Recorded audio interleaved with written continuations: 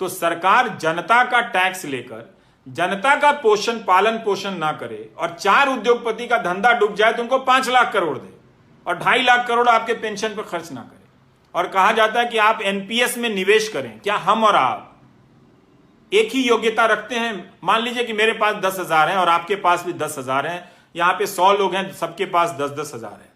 क्या सभी लोग बराबर क्षमता रखते हैं शेयर बाजार में निवेश कर अपने निवेश को बढ़ाने की? उनमें वो क्षमता है, दृष्टि है? मुझ में तो नहीं है, बहुत सारे लोगों में नहीं होगी। क्या उनको छोड़ा जा सकता है? इसलिए आपकी मेहनत की कमाई टूटती जा रही है और यह प्रक्रिया चली आ रही है लंबे समय से। इसी का नतीजा यह हुआ है कि हम आज इस मोड़ पर पहुंचे हैं कि हमारी अर्थव्यवस्था ठप हुई है, नौजवान बेरोजगार हो गया है। तो आपकी जो नौकरी है वो व्यापक आर्थिक नीतियों से जुड़ी हुई है। अगर आप इसको नहीं लाएंगे बहस के केंद्र में, इसे मुद्दा नहीं बनाएंगे, इस पर आप अपने आप को नहीं आजमाएंगे, तो मेरे दोस्तों, ये बीच बीच में मेरी 40,000 की नौकरी, मेरी 50,000 सदस्यों की नौकरी, इसको लेकर आप लड़ते रह जाओगे, कोई फायदा नहीं होगा। 17 सितंबर को आपने इतना बड़ा आंदोलन किया, कोई फायदा नहीं हुआ। आप मेरी बात को सुनो, मेरे बारे में जो अफवाहें फैला रहे हैं वो फैलाते रहें।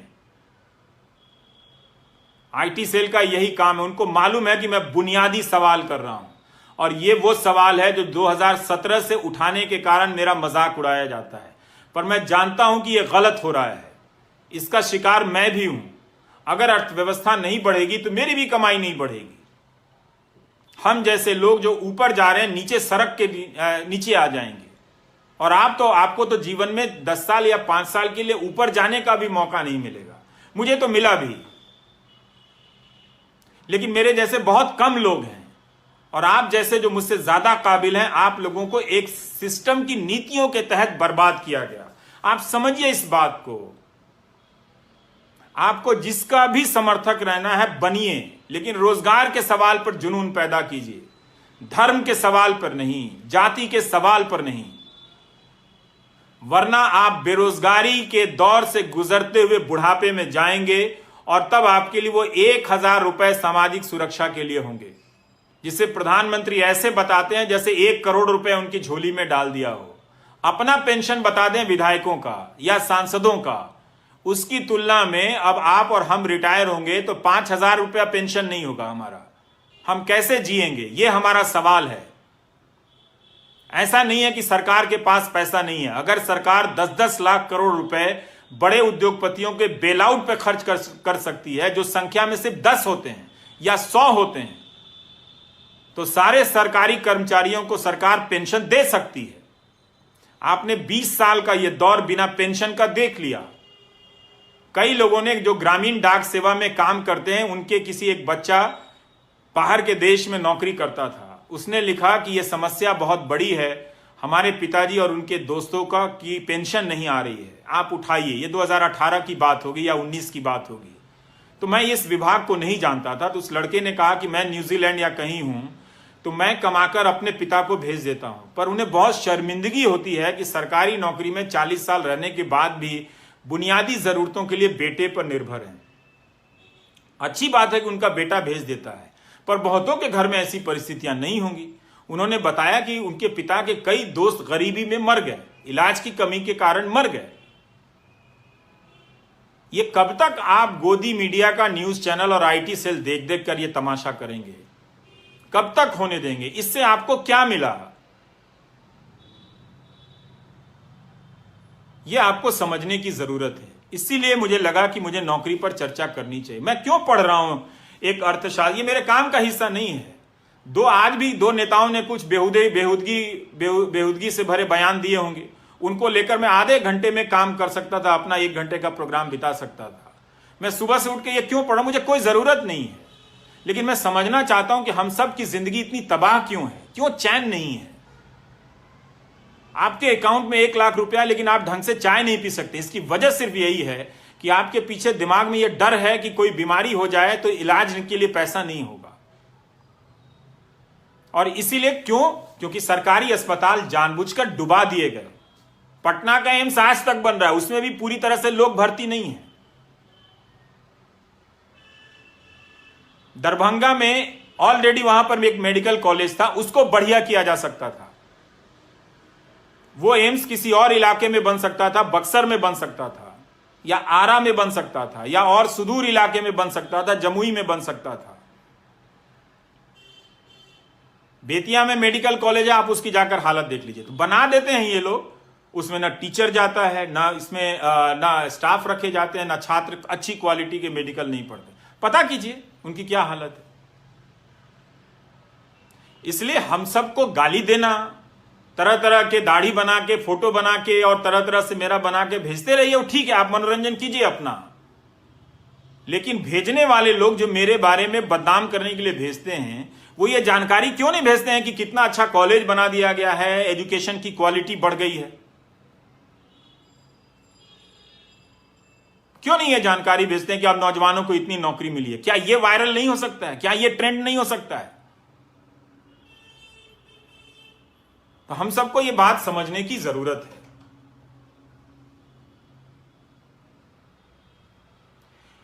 इसलिए नौकरी के सवाल को आप व्यापकता में देखिए। सरकार के खजाने में बहुत पैसा है, ये पैसा बचता है तो उद्योगपतियों के बेलआउट पर खर्च होता है। और आजकल एक नया तरीका अपना लिया है कि वो जानते हैं कि जनता गरीब हो गई है, इसलिए एक हिस्से को 500 रुपया दे दो, एक हिस्से को 2000 दे दो और एक हिस्से को गैस दे दो। देना चाहिए। अगर आप यही सोचते हैं, मैं तो कहता हूं कि सबको आप 10-10 हजार रुपया दीजिए, वो आप नहीं देते हैं तो लोगों में कहते हैं हाँ हमको कुछ मिला, उसको कुछ मिला, कुछ मिल रहा है ना। पर आप ये नहीं समझ रहे कि उस कुछ देने के बदले आपका सब कुछ ले लिया गया है। 20,000 रुपए कमाते थे आप तालाबंदी में, आप 5 रुपया भी नहीं कमाते और 500 रुपए देकर कहा जा रहा है आप कुछ तो दिया गया है। यह ऐलान किया जा रहा है कि छठ तक अनाज देंगे। फिर क्या होगा? क्या छठ के बाद देश की अर्थव्यवस्था अच्छी हो जाएगी? लोगों को काम मिल जाएंगे? फिर लोग क्या खाएंगे छठ के बाद? सोचिए इन बातों को, इन बातों पर बहस कीजिए, इस पे प्लस पॉइंट ले आइए, सरकार के पक्ष में ही ले आइए, इस पे माइनस पॉइंट ले आइए। लेकिन जब भी ये बात आता है आप वो धर्म लेकर चले आते हैं, क्योंकि आईटी सेल और 4 न्यूज चैनल वाले प्रोपेगेंडा करने लगते हैं। और आप सब नौकरी से पहले अपने अपने जिले के कॉलेजों में जाना शुरू कीजिए। देखिए कि उस इमारत को बनाने में करोड़ों रुपए खर्च हुए तो उसमें मास्टर परमानेंट क्यों नहीं है तो वो ढंग की पढ़ाई क्यों नहीं कर रहा है। स्कूल की शिक्षा बेहतर हो सकती थी। 90 के दशक के बाद से थोड़ा स्कूलों में निवेश हुआ, टीचर रखे गए, लेकिन फिर क्या हुआ? सरकार का काम बढ़ गया। तो आप देखेंगे कि सरकार के 20 काम टीचर करते हैं। इसका मतलब 20 काम की जगह थी, उसके लिए नौजवान रखे जा सकते थे, वो ना रख के टीचर से कराते रहो काम। कभी वो सर्वे कर रहा है हमारा टीचर, कभी इलेक्शन करा रहा है, पढ़ा नहीं रहा है। दिन भर वो डीएम के यहां मीटिंग में बैठा हुआ है कि अब टीका की मीटिंग में चलना है, अब इसकी मीटिंग में चलना, अब इसकी मीटिंग में चलना है, पढ़ा नहीं रहा है। तो सरकार का काम बढ़ा है। सरकार ये बता दे कि उसका काम कम हो गया है। उसका और काम क्या है? लोगों की सामाजिक सुरक्षा देने के अलावा। बिना अस्पताल के कोई बीमा काम करता है क्या? इसलिए आप अच्छी शिक्षा मांगिए, हमको चाहिए। अगर आपकी क्वालिटी अच्छी नहीं होगी, आप 10 साल दिल्ली में आकर कोचिंग में लाखों रुपए फूंक देंगे और आप में से 2-4 लोग निकल जाते हैं जो नैसर्गिक रूप से प्रतिभाशाली होते हैं। इसीलिए देखिएगा मीडिया बड़ा कहानी बनाता है। दर्जी का बेटा आईएएस बन गया, रिक्शा वाले का बेटा आईएएस बन गया। ये अपवाद स्वरूप कहानियां हैं। बहुत अच्छी बात है कि कोई एक प्रतिभाशाली युवक बन गया, लेकिन अब सिस्टम ऐसा है कि ज्यादातर गरीब लोग वहां तक पहुंच ही ना पाए। कितने दर्जी और रिक्शा वाले के बच्चे बनते हैं उसमें? इसका प्रतिशत निकालिए तो वो 10 कहानियां होती हैं। बाकी वो लोग होते हैं जो कोटा जाकर लाखों रुपए कोचिंग में फूंकते हैं, जो पढ़ाई अपने कॉलेज में कर सकते थे। तो उन 10 कहानियों को बनाकर इतना बड़ा किया जाता है ताकि आपको लगे कि हाँ हमारा सिस्टम तो बड़ा अच्छा है, एक दर्जी का बेटा आईआईटी कर सकता है, आईएएस बन सकता है। लेकिन बाकी उसके अलावा जो बने हैं वो किस तरह से पैसा खर्च करके बने हैं, कौन लोग बने हैं? तो इस समाज को अगर आपको बेहतर करना है, हिंसा मुक्त करना है, सुंदर बनाना है, खुद का जीवन थोड़ा आराम से जीना है, तो इन सब सवालों पर सोचना होगा। बगैर सामाजिक सुरक्षा के कोई जीवन अब पूरा नहीं हो सकता है। आप अच्छी जिंदगी जी ही नहीं सकते हैं। इसलिए आपको एक ऐसे सुरंग की तरफ धकेल दिया गया है जहां से आप वापस नहीं आ सकते हैं।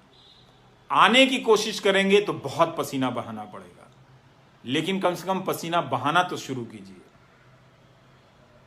तो मैं आप सभी से इतना ही कहना चाहता हूं। आप सबके कमेंट मैं नहीं पढ़ पाया, लेकिन मुझे उम्मीद है कि आप नौकरी के इन प्रश्नों के बारे में ढंग से सोचेंगे और लोगों तक इन बातों को पहुंचाने का प्रयास करेंगे। आप नौजवान लोग हैं, आपको भी लगता है कि कोई फीडबैक है, मेरे से कोई बात छूट गई है, तो आप वो मुझ तक पहुंचाइए। मैं भी जानूंगा, क्योंकि मैं इस विषय पे 2017 से जब मेरा ध्यान गया, उससे पहले मैं नहीं जानता था कि कॉलेज में क्या हो रहा है।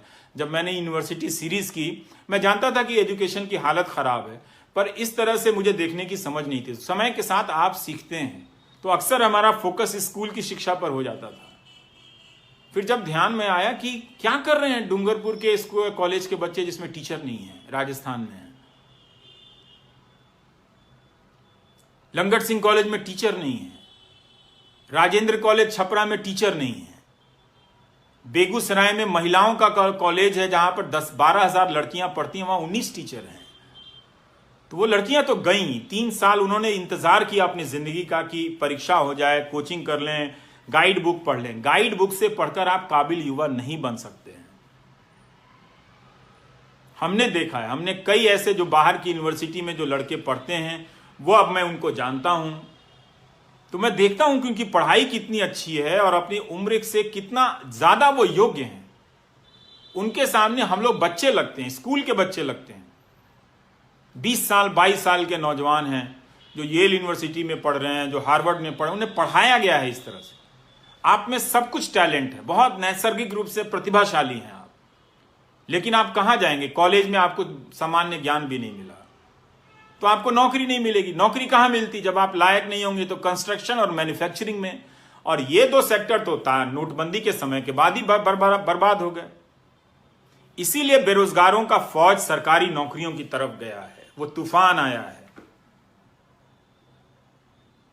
मुझे कई लोग चिढ़ाते हैं कि बिहार चुनाव में भी बेरोजगारी का मुद्दा हार जाएगा, तो क्या करोगे? मैं बोलता रहूंगा, क्योंकि ये बात जायज बात है। मैंने 2017 में जब बोलना शुरू किया था, मुझे पता भी नहीं था कि 2020 में ये मुद्दा होने वाला है बिहार के चुनाव में। ना हो, हार जाए ये मुद्दा, मुझे उससे क्या फर्क पड़ता है? फर्क आपको पड़ना है। लेकिन ये मुद्दा 2019 में भी हार गया, नौजवानों ने ही हरा दिया। अपने मुद्दे पर नेताओं से कोई बार्गेनिंग नहीं की, करना चाहिए था। हर तबका जिसे वोट देता है उससे बार्गेन करता है, मोल भाव करता है। नौजवानों ने रोजगार के सवाल पे किया ही नहीं। अब मध्य प्रदेश हो, झारखंड हो, बंगाल हो, पंजाब हो, बिहार हो, यूपी हो, राजस्थान हो, पंजाब हो, हर जगह यही हाल है। तो सरकारों का पुनर्गठन करने की आवश्यकता है, उसके पैसे के बजट को ज्यादा दुरुस्त करने की आवश्यकता है। ये रिफॉर्म की आड़ में जो आपकी जिंदगी को असुरक्षित बनाया जा रहा है, उस पर सोचने की आवश्यकता है। ये आप तभी सोच पाएंगे जब आप ये व्हाट्सएप यूनिवर्सिटी की कानाफूसी वाली राजनीति से बाहर आएंगे। अगर आप अपने आप को धर्म, जाति या गोदी मीडिया का जो प्रोपेगेंडा है, बताइए, किसान आंदोलन कर रहे हैं। 17 सितंबर को नौजवानों ने इतना बड़ा आंदोलन किया, दिखाया तक नहीं इन लोगों ने। इनको इतना विश्वास है कि आपकी बुद्धि इतनी भ्रष्ट हो गई है हमेशा के चलते कि आप रोजगार की बात ही नहीं करेंगे। बात करने में क्या दिक्कत है? बात होनी चाहिए, क्यों नहीं? आप देखिए, सुप्रीम कोर्ट कब से फटकार लगा रहा है कि सिपाहियों की संख्या बहाल कीजिए। हर जिले में सिपाही नहीं है, क्यों नहीं सरकारें भर रही हैं, सिपाही की भर्ती कर रही हैं? इसी में देश भर में कम से कम 5 से 6 लाख सिपाही नौजवानों को नौकरी मिल जाएगी, टीचर की नौकरी मिल जाएगी। जब पीयूष गोयल आइडिया दे रहे थे कि 30,000 करोड़ में 10 लाख लोगों को नौकरी दे देंगे, तब सुशील मोदी कहां थे? वैकेंसी निकालकर जो लड़के पास किए गए हैं, पीयूष गोयल नौकरी क्यों नहीं दे रहे हैं? आज बिहार और यूपी का नौजवान रेलवे की ही तो परीक्षा की तैयारी करता था ना, जो अच्छे कॉलेजों से पास नहीं किया, बागपत में पढ़ा है या मोतिहारी में पढ़ा है या मुजफ्फरपुर में पढ़ा है, बेतिया में पढ़ा है, बक्सर में पढ़ा है, बेगूसराय में पढ़ा है, सिवान छपरा में पढ़ा है। उसे लगा कि वो आईएएस नहीं बन सकता है, मैनेजमेंट की पढ़ाई नहीं कर सकता है, इंजीनियर नहीं बन सकता है, उसे मौका नहीं मिला। अच्छा कॉलेज होता तो उसका भी दिमाग खुलता और अच्छे अच्छे इंजीनियरिंग कॉलेज में जाकर आज वो भी दुनिया में कमा रहा होता, लायक बनता वो। तो वो रेलवे की तैयारी करता है, वो स्टाफ सिलेक्शन कमीशन की तैयारी करता है, लेकिन उसका गला बांध दिया गया। और ये मैं जिनकी भी बात कर रहा हूं, ये ज्यादातर मुझे गाली देने वाले हैं। आप दीजिए, मुझे उससे कोई फर्क नहीं पड़ता है, लेकिन ये सवाल मैं सही समय पर सही तरीके से कह रहा हूं, एक दिन आप अफसोस भी नहीं कर पाएंगे। इसलिए आप देखेंगे कि मैं हर 2 महीने के बाद, 1 महीने के बाद इस मुद्दे पर लौट आता हूं कि जब मैं गहराई से देखता हूं तो मुझे कई मुद्दे हवाई लगते हैं। लगता है कि जब तक ये ठीक नहीं होगा, समाज में शांति और चैन नहीं आएगा। तो दोस्तों बस इतना ही। नमस्कार, थैंक यू।